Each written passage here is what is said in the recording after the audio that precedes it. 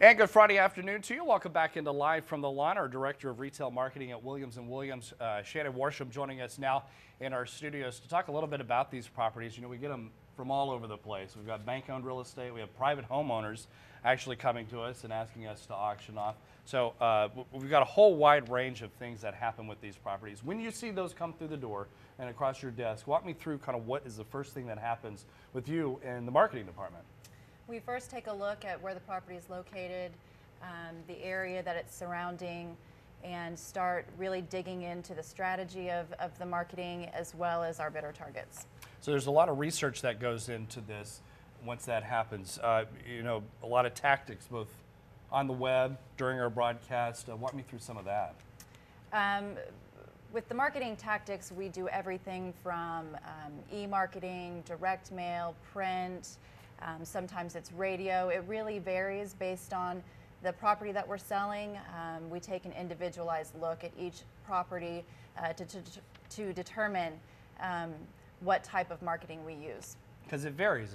Everything from a single family home is going to be marketed a little bit different Correct. than a commercial property. Correct.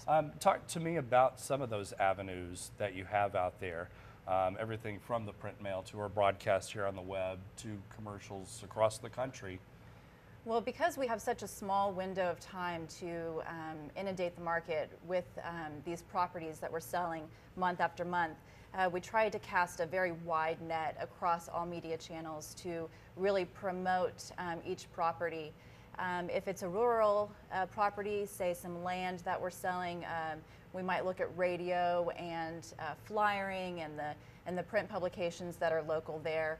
If it's a larger property in a major city, we might push more interactive and social media strategies. Everything's customized exactly to the property. Obviously, yes. your buyer, your seller, your high bidder is going to be a lot different looking at a piece of ranch land than a gas station like those Oklahoma gas stations exactly. we got coming up next week, or that Muskogee restaurant. Mm-hmm. Talk to me a little bit about the print ads. I know you guys have these fantastic print ads that you guys send out through the mail and on the web. I mean, is that a little outdated, or are people still looking at that? You know, we find year after year that print and direct mail still work really well for us. And in fact, direct mail is having a resurgence right now. I believe it was in 2013, the Direct Marketing Association found that 65% of the consumers are purchasing something from a direct mail campaign. So we feel as though we're still reaching our market in using both print and direct mail. Now, you mentioned that there's a window of opportunity to market these properties. Once you get that window started, what happens after that? Do you monitor it, or do you just set it and let it run? Or? No, of course, we're looking at it on a daily basis. We have metrics set in place so that we are constantly monitoring, and we adjust our marketing according to what those metrics are telling us. Talk to me a little bit about metrics. We know what that is. That is a great thing for marketing, especially on the web. I mean, you're monitoring real-time numbers. Exactly, really. exactly. Especially with interactive, we're able to monitor how many people are clicking through, how many website hits we're having for each individual property. We monitor phone calls and any of those things that we can find, click-through rates, impressions, all of those things bring into a formula, if you will, that tells us how we're doing and if we need to change our tactics or continue to do what we're doing. You and I have both been around here for years walking these halls. We've seen a lot of different properties come through, everything from that prison out in Lubbock. We've had the Grand Lake home. We've had, gosh, Roy Rogers Ranch out in California. I believe that was last year that we went through. A lot of really cool properties that we've auctioned off. The Silverdome, I believe we've seen some promos of that. What's your favorite that you've seen come across your desk that you've been involved with? In recent past, I would say it's probably Pheasant Ridge. It's a winery in Texas Hill Country. We auctioned it off late last year, and that was a really interesting property, especially for me. I grew up in the Bay Area and visited Napa quite a bit, so I consider myself a wine enthusiast, and you know, trying to find that specific buyer is like a proverbial needle in a haystack. So we were very challenged in finding the right person to buy a winery in Texas Hill Country.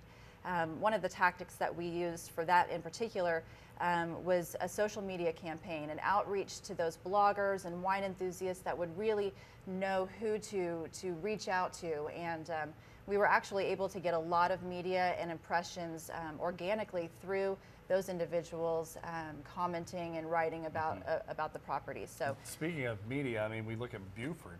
Exactly. The media campaign that, I mean, all the networks and around the world, you guys were getting phone calls from overseas about that property coming up. So that just proves the kind of reach that our marketing team does have. We've had some odd properties come on the auction block over the last several years. Oddest one you've seen? Well, Buford would probably be one of them.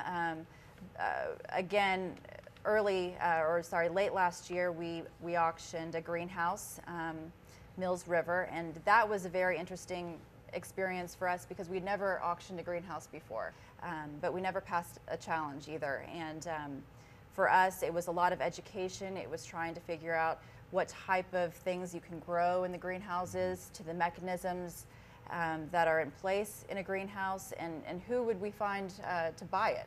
Where is our buying pool? And we discovered that we were reaching even as far as Holland for that particular property. Wow. And when we sold it, it was absolute. So that was a great turnout, and we ended up selling an exceptional sale. So. Auction Network, this is a big part of Williams & Williams. We have programming throughout the week of our auction cycles, throughout the month. A lot of videos to promote a lot of these great unique properties, both investment and commercial. Why auction on Auction Network? I mean, what benefit, we know what the benefit is, but for somebody watching, talk to them a little about why that's so important, the interactive aspect. Well, no one else is doing what we're doing here. And I would say that it's entertaining, but it also is expanding our reach and our bidding pool with individuals being able to also bid online simultaneously while watching the auction. They don't have to be on the lawn ready to bid. So it gives us an opportunity to reach more individuals who are willing to buy that property. And we've seen an 11 to 15% increase in result from the properties we're selling live from the lawn versus just online only. We've seen a lot of activity over the years, just more and more growth as we move along of those folks placing bids live with us here on the lawn. Shannon, appreciate you joining us. Thank you. Thank you. I'm going to let you get back to your office right on the other side of our studio. Thank you. We'll see you later. She's one of many people on our marketing team out there growing our business and helping to auction these properties all over the country. In fact, all over the world. We've had properties overseas that we've gone through as well.